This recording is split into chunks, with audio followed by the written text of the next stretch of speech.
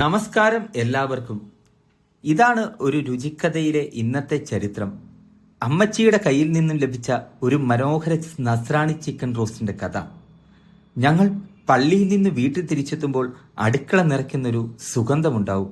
അതാണ് നമ്മൾ ഇന്ന് പാചകം ചെയ്യുന്നത്. അതിലേക്ക് ഒരു 3 സവോള, അതോടൊപ്പം തന്നെ ഒരു പിടി ഇഞ്ചി, പച്ചമുളക്, വെളുത്തുള്ളി, കറിവേപ്പില, 2 തക്കാളി. ഇനി ഇതിലോട്ടിടാൻ ആവശ്യമായ മല്ലിപ്പൊടി, ചിക്കൻ മസാല, മുളക് പൊടി, ഗരം മസാല, മഞ്ഞൾപ്പൊടി, ആവശ്യത്തിന് ഉപ്പ്.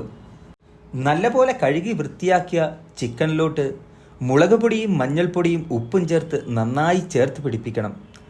അമ്മച്ചി പറയാറുണ്ട്, കൈകൊണ്ട് ചേർത്ത് പിടിപ്പിച്ചാലേ നല്ല രുചിയുണ്ടാവൂ എന്ന്. ചൂടായ പാത്രത്തിലോട്ട് ആവശ്യത്തിന് വെളിച്ചെണ്ണ ഒഴിക്കുക. ഇഞ്ചിയും പച്ചമുളകും വെളുത്തുള്ളിയും ചേർത്ത് നന്നായി വഴറ്റുക. അതിലോട്ട് അരിഞ്ഞു വെച്ച സവോള ഇടുക. നന്നായി വഴറ്റുക. ആവശ്യത്തിന് കറിവേപ്പില ഇട്ടിട്ടും നന്നായി വഴറ്റണേ. ഇതിലേക്ക് നേരത്തെ എടുത്തു വെച്ച മുളക് പൊടിയിട്ട് നന്നായി വഴറ്റുക. വീട്ടിൽ തന്നെ പൊടിച്ചെടുത്ത മുളക് പൊടിയാണ്. 1 ടേബിൾ സ്പൂൺ മുളക് പൊടിയാണ് ഇതിൽ ചേർത്തത്. ഇത് നന്നായി വഴറ്റിയതിനു ശേഷം മഞ്ഞൾപ്പൊടി ഇട്ട് വഴറ്റുക. 1 ടീസ്പൂൺ മഞ്ഞൾപ്പൊടിയാണ് ചേർത്തിരിക്കുന്നത്.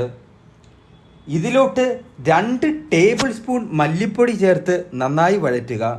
ഇതിലോട്ട് special chicken masala 1 table spoon ചേർത്ത് എല്ലാം കൂടി നല്ലപോലെ പച്ചമണം മാറുന്നത് വരെ ഇളക്കിക്കൊണ്ടിരിക്കുക. ഈ ചിക്കൻ മസാലയുടെ റെസിപ്പി താഴെ ക്യാപ്ഷനിൽ ഇടാം.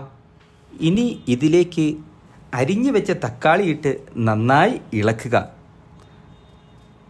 കുട്ടിക്കാലത്ത് ഞങ്ങളെല്ലാവരും കാത്തിരിക്കുന്ന ഞായർ വിശേഷമായിരുന്നു ഇത്. പള്ളി കഴിഞ്ഞ് വീട്ടിലെത്തുമ്പോൾ അമ്മച്ചിയുടെ അടുപ്പിൽ നിന്നൊരു മസാലയുടെ രുചിയുള്ള മണം.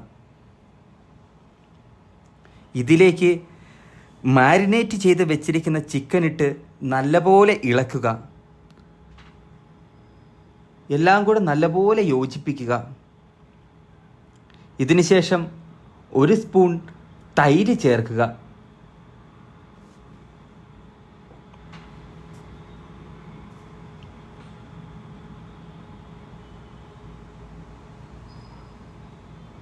ഇതും നന്നായിട്ട് യോജിപ്പിച്ച് ഇളക്കുക.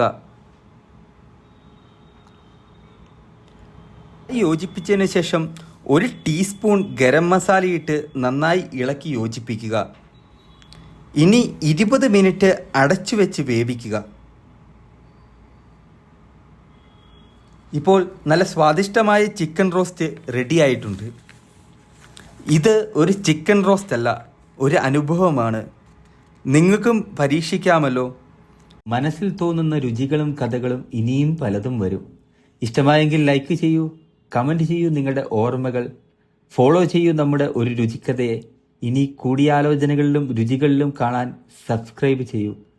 നന്ദി. വീണ്ടും കാണാം മറ്റൊരു രുചിക്കഥ.